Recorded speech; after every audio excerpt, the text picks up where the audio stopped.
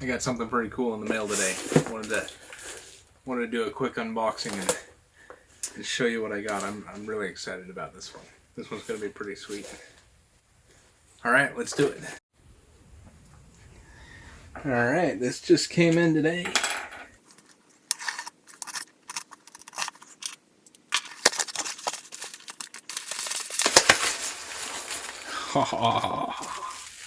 So, I've been coming back again and again to.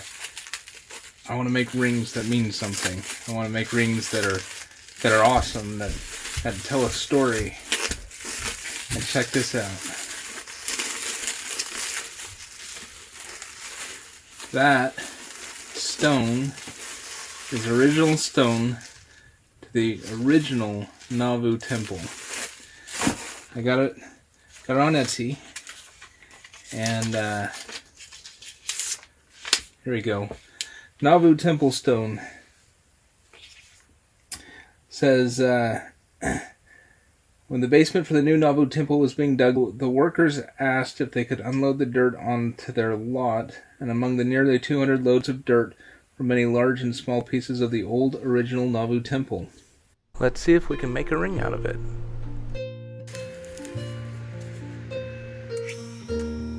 First, I needed to take this stone and cut it down into some usable slices that I could get ring blanks from. I've never actually worked with stone before, and this is really quite fragile. And you'll see in this video some of the real difficulties I had with stone.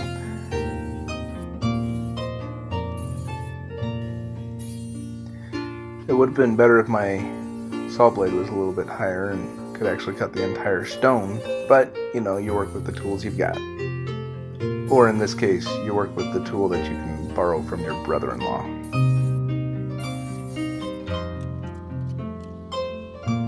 Now that we have some thin slices of the stone, we can move on to our next step, and that's creating the ring blank. Now I know the stone is fragile, so I'm going to go ahead and glue it to this piece of wood to try and hold it all together while I'm drilling it. And I was hoping that this would help keep it from breaking.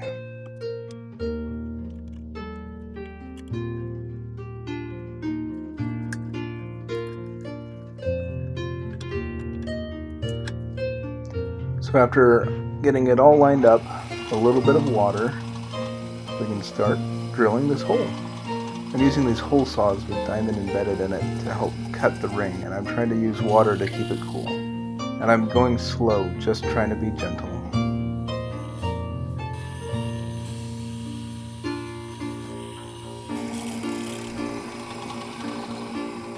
And the outer diameter is done. Now to work on the inner diameter.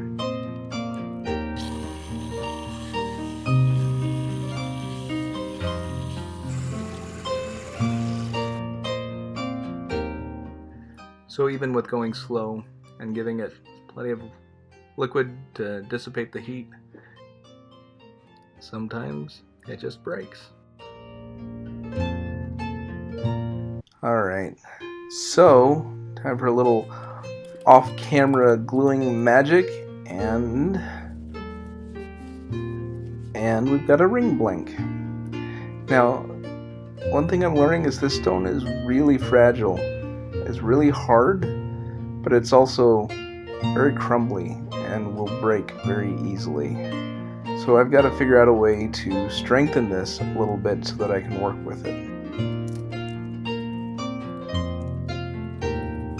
I'm just going to start this out by dipping it in CA glue and trying to give it as much strength as I can, and then it's just going to be a lot of sanding. We're just going to have to do a lot of sanding.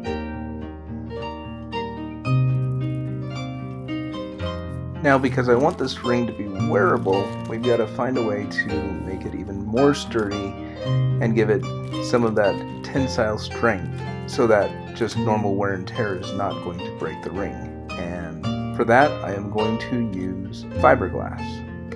Fiberglass has some interesting properties. When it's cured in some sort of resin, it can be very strong.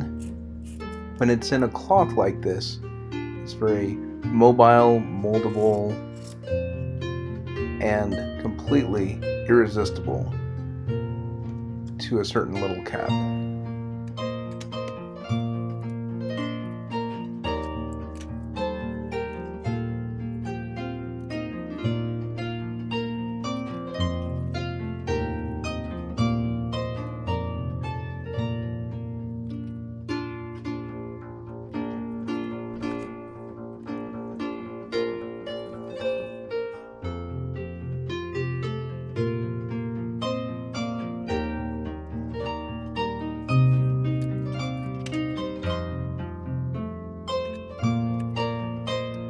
And now, after putting the cat inside and shutting the door, I've got a strip of fiberglass that I'm going to roll around this little ring blank that I've got that I 3D printed to be the exact size of the inner diameter of the ring.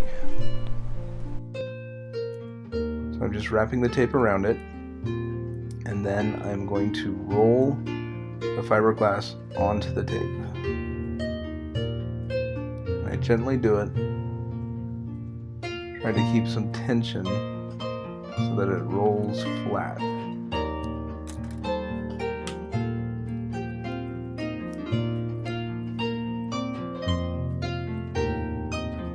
I carefully dip the rolled tube into some CA glue.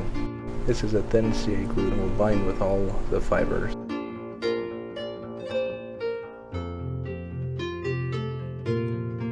CA glue is very reactive. You've got to be very aware of what's going on and what you're doing with it, or else you can have a big mess on your hands.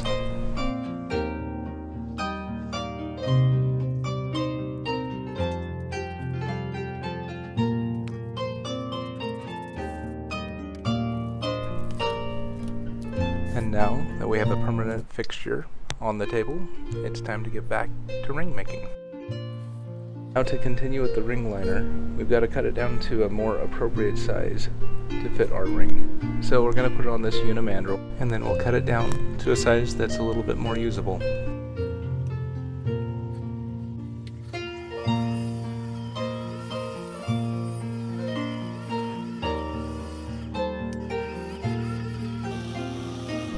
Now this project's had a couple of glitches, but I think we're getting somewhere. Oh wait, no we're not. Well, at least the liner was cut down to size before we lost the belt on the lathe.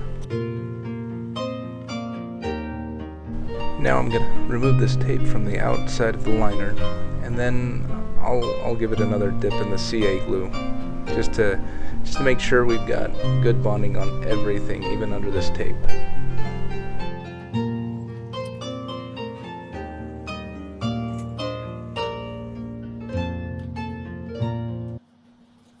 Using sandpaper, we're going to take our time and widen out the diameter of the ring until we can just barely get the liner inside of it.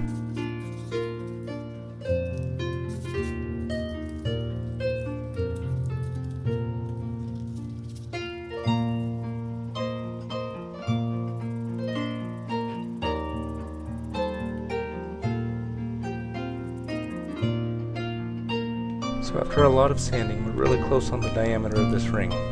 It fits, it's just going to take a little bit of pressure. And we broke it.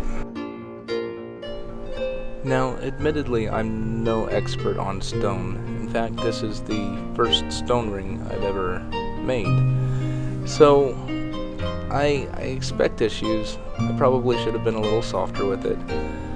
But these issues I'm having, I think they can all be fixed with a little bit of super glue.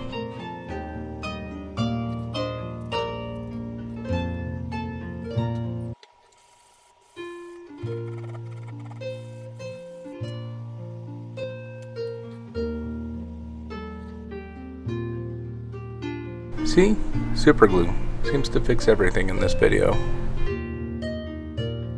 I've done a temporary repair on my belt, and we're going to start sanding the ring down into its final shape. I'm trying to get it down to about a 2mm thickness. I find that about 2mm is the right size for a good, comfortable fit.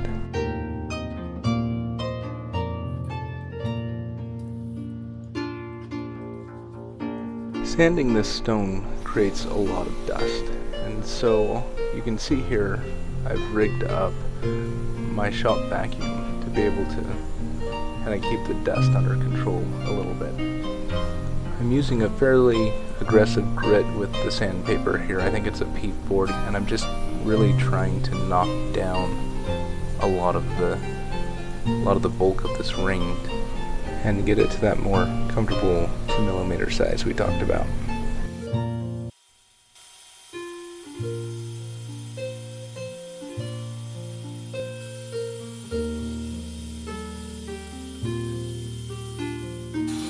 Now that I have the thickness where I want it, it's time to turn my attention to the sides of the ring and get that nice rounded taper on the top of the ring.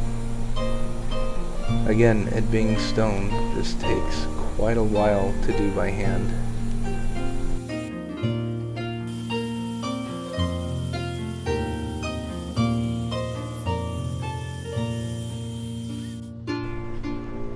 Now I'm going to switch tracks and start focusing on the inside of the ring.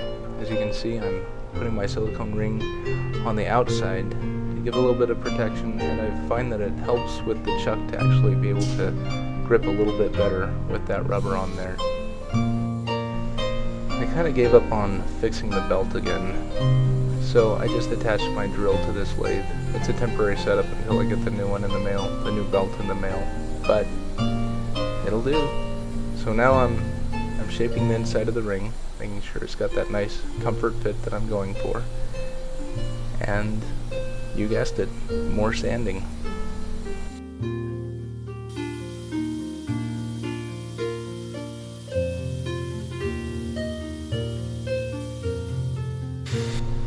I love this point in the making process where you can hold the ring and you can really see the beauty that's kind of come out of the natural materials or the materials that you've chosen to use.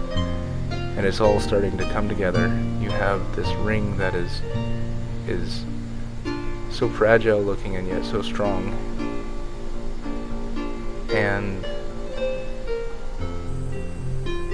you think, hey, I made that. It's kind of a fun, it's a good feeling. Here we're going in and we are doing the finish sanding. I'm going to go through all the bits of sandpaper from 400 up to 2000 on the inside of the ring there. I really apologize for the lousy camera angle. In the next shot I'll change that up and we'll get a better view.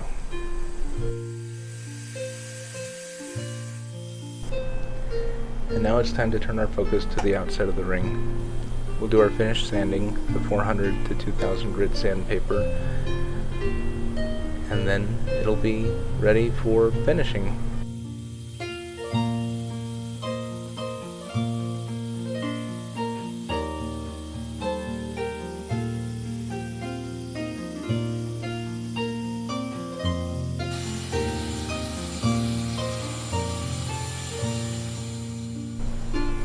And we'll finish it with a quick dip in the CA glue to give it a really nice shine.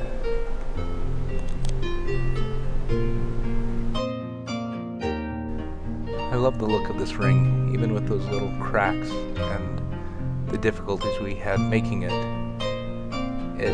It's just gorgeous. And it's got such a wonderful history behind it, and I'm especially excited about this ring because I'm giving it to my wife, and I can't wait to see her face when I give it to her.